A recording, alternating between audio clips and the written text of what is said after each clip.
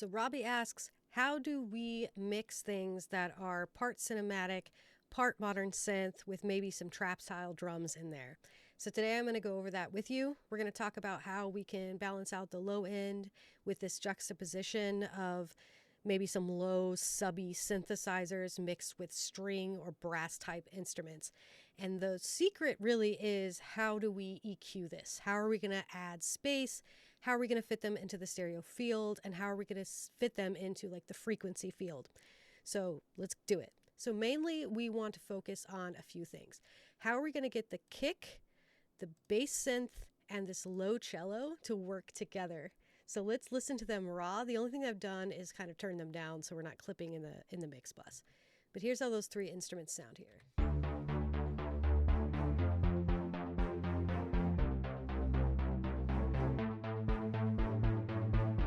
And as you can tell, it's really hard to hear the kick drum, the synth, and the cello are kind of muddy together. And when you turn on all the instruments, those instruments just kind of disappear. So let's take a listen to the completely unmixed version of this.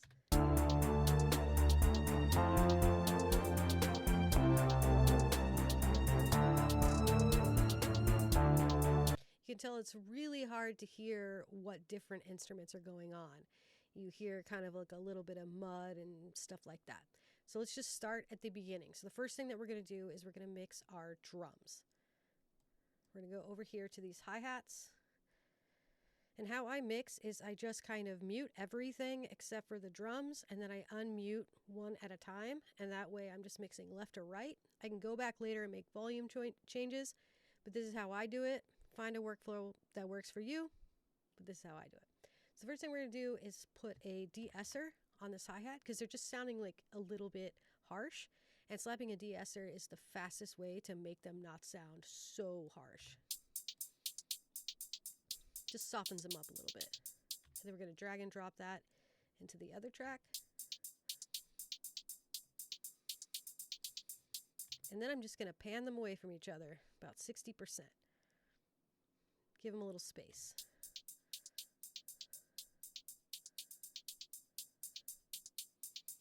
All right, and then we have the shaker.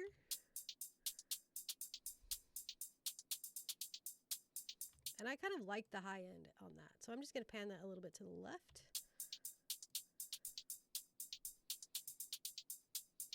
Perfect.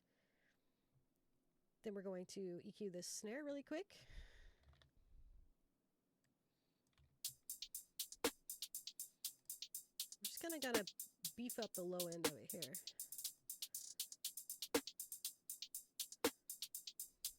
Cut off this mud. Perfect. We're not spending a million years EQing our snare. We're just getting the frequency we like. And also, this is a programmed snare, so it doesn't need any compression because, as you can see, all the peaks are really uniform. If you were having a live snare where the peaks are all over the place, that's when we would add some compression. All right, let's check out this kick that we can barely hear.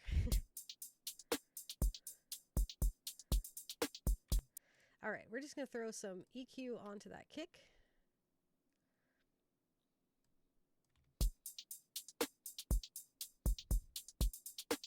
Now, if we want things in the low end spectrum to kind of cut a little bit better, we can add more to the high end of that low instrument. And that way we can get that slap of that kick to really stick out here.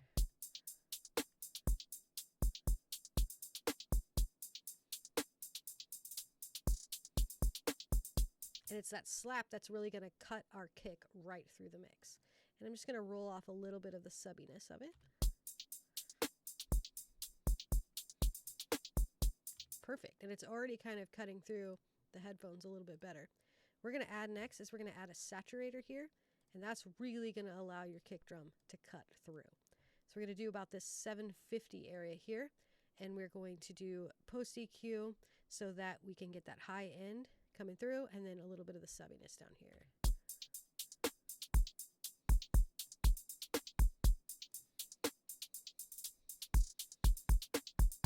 Now it's really slapping through. We're going to bring that down just a little bit. It's a little too much.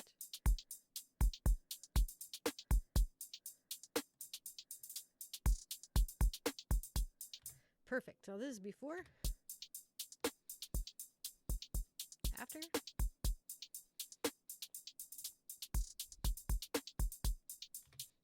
Perfect.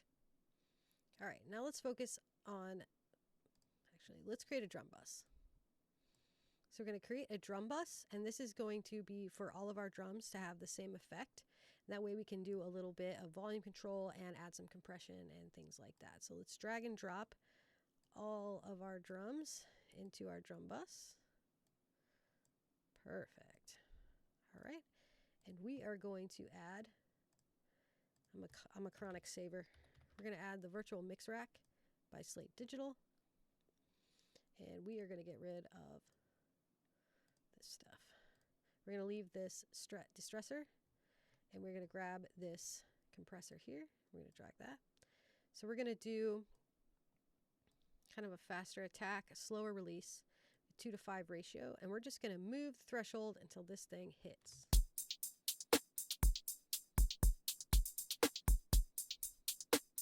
And this is allowing all of our drums to just kind of be glued together.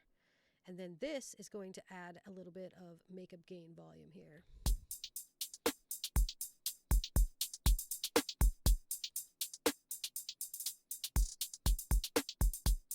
Now our drums are really pumping. This should cut through, no problemo. All right, so let's turn on our first synth bass and take a listen.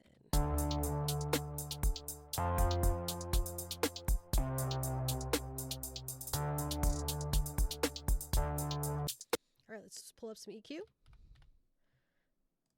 Telling you, man. EQ, that's the secret sauce to everything. All right, and let's take a look at what frequencies are going on.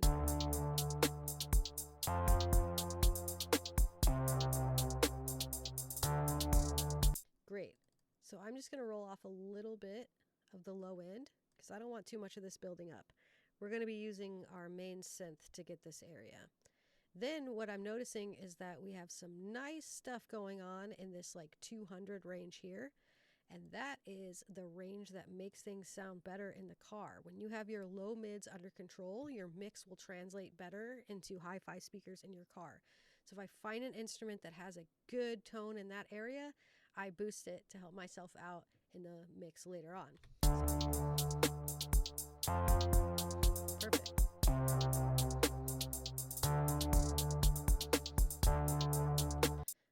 Great, and this synth already has a little bit of saturation on it, which is going to help it cut as well. So we can just move on. Now let's take a listen to our low synth.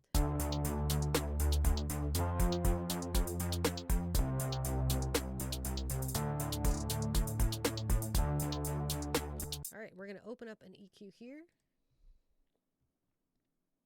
Take a look.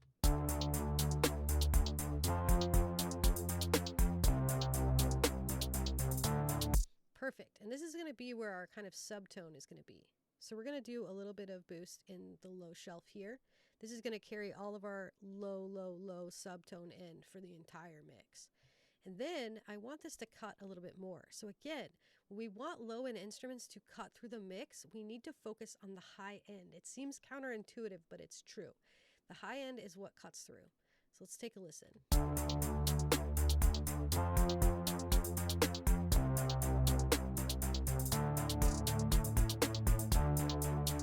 Sounds great.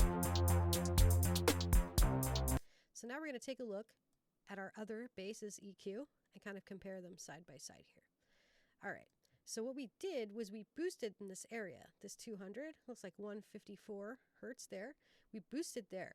So what I'm going to do is I'm going to go over to this one and I'm just going to do a small cut in that area right on my other instrument. And that way where I'm boosting this, I'm cutting this. And then I'm going to go in and where I'm boosting this, I'm going to cut this a little bit. So this is at 2.28. So we're going to boost 2. It's hard to tell when they're side by side. That's why I like this little thing. It tells me where the frequency is.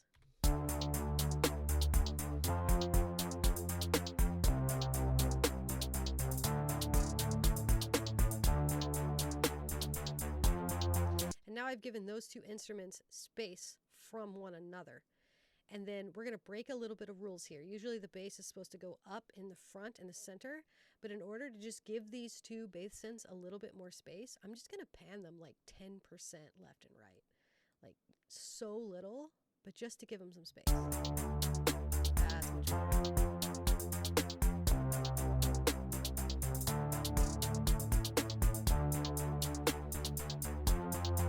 Perfection.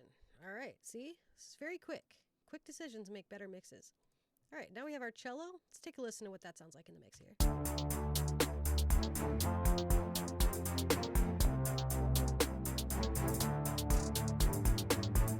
And you're noticing a lot of that low end is getting lost when I put on this cello. It's like all of a sudden it just disappears into all of those synths. So how do we fix that? With EQ. What a shocker. All right, here we go.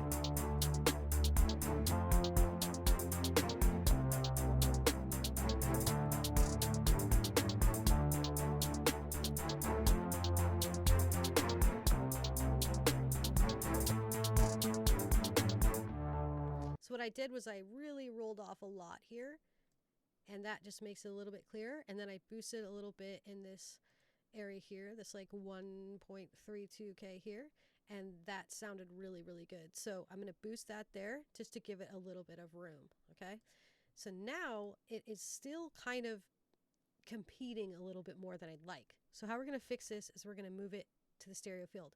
Now, because this is a stereo track, we're just going to use a stereo imager to make this wider. So as you can see, when I hit play, I'll push this up and you'll start to hear the cello a little bit more clear because it's moving out of the center. It's going off to the sides.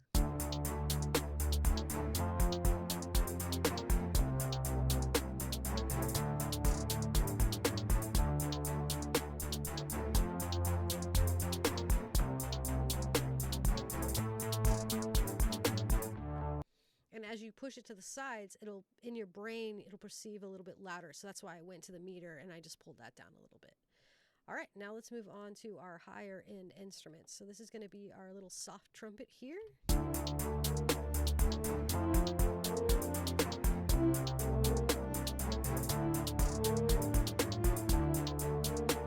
And again, it's competing in that low end frequency, right? So when we roll it off and we give it kind of a higher bass, or a higher, not bass, a higher frequency to live in, it's going to sound more clear. Oh yeah, there's a lot.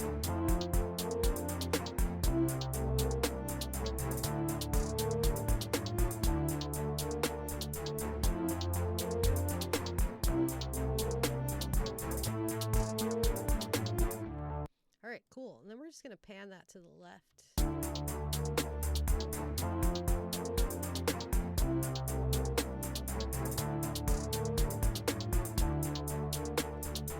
And now we hear it, it's over there. Sometimes moving stuff out of the way is really helpful. All right, now we have our violin.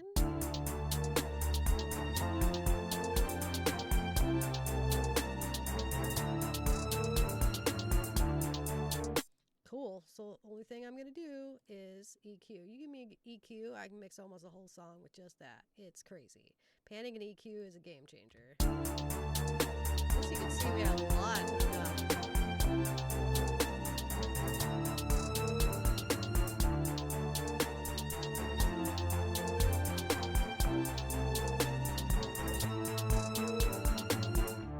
That sounds great. So let's pan that opposite of the trumpet, but not so much because that violin's going to cut and I don't want it to be annoyingly on one side.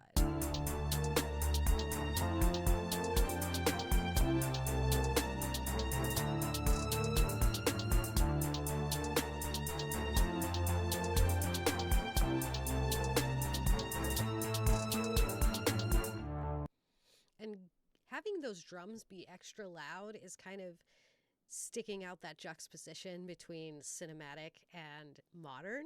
So the synth kind of blends in with the instruments and it sounds cool, but you're not sure why. But having those drums just be egregiously louder than everything else is what really is going to set it as, okay, this is different, this is unique.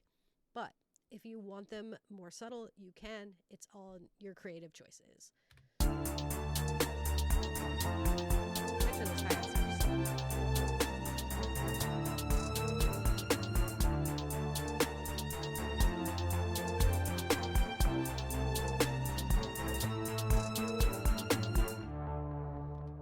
Perfect. Now, if we want to make this a little bit more cinematic vibe, we can create a bus and just add a little bit of reverb on there.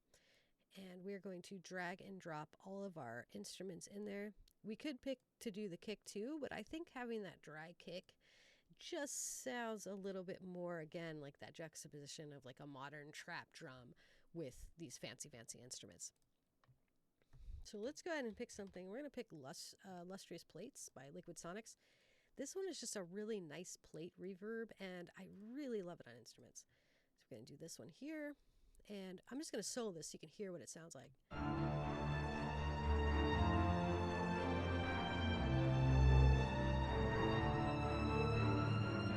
As you can see, it's like kind of egregious and really muddy. So we're going to turn on the pre-delay, the dry wet, and then we're going to add an EQ to this. And this is why we use buses for our reverbs, so that we can just EQ the reverb if we need to.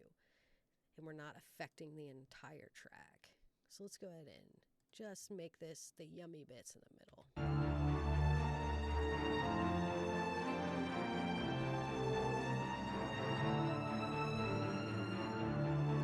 You see that just clears up that reverb and makes it really pretty.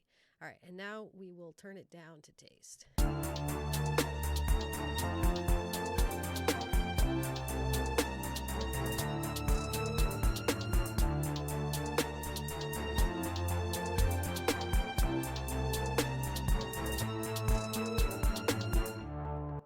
Perfect. The last thing that I'm going to do is I'm going to put a multi-band compressor on my mix bus. And what this is going to do is it's going to compress frequencies only instead of compressing the entire wave file. It only compresses like the low end, the low mids, the high mids, etc. So you can adjust the amount of compression on each one, and it just makes it a little bit even. This is like my Frank's Red Hot. I put this shit on everything. So let's take a listen here.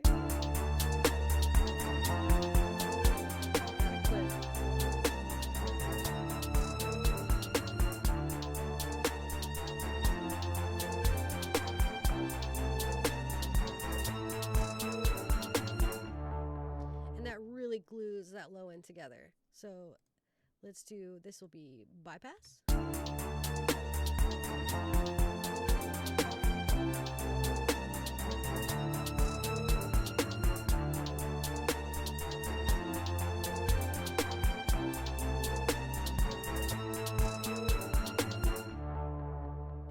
So good.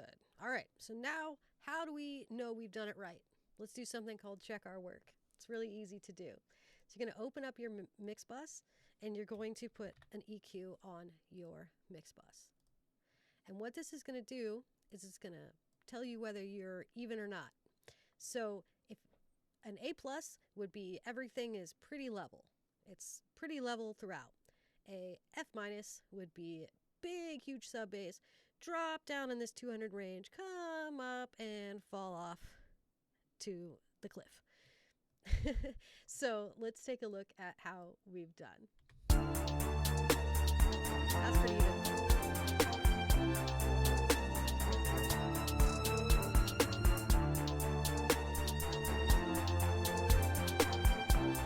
That's pretty good. That's like an A-ish. So what we can do to kind of just finish balancing this out, and this I usually do at the mastering stage, but it's okay, we can take a look, is if I like to just put on this balance preset. I'm not going to use it, but it draws all the dots for me. We're going to get rid of that. We're just going to do like a little pass, and then we are going to move these around. I usually like look at it and listen to it and see where we need to balance things out a little bit. So I'm just moving this around to different areas in which I saw and heard were a little weird. All right, let's take a listen and move.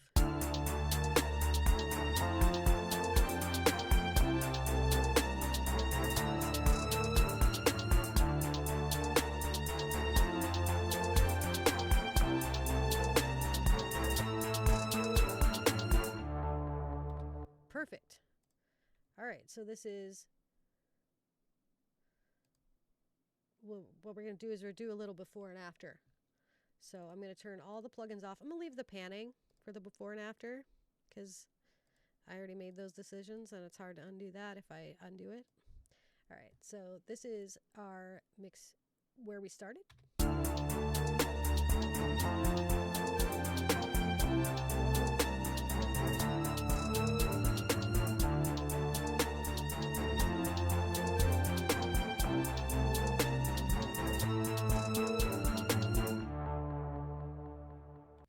And here is after all of our decisions.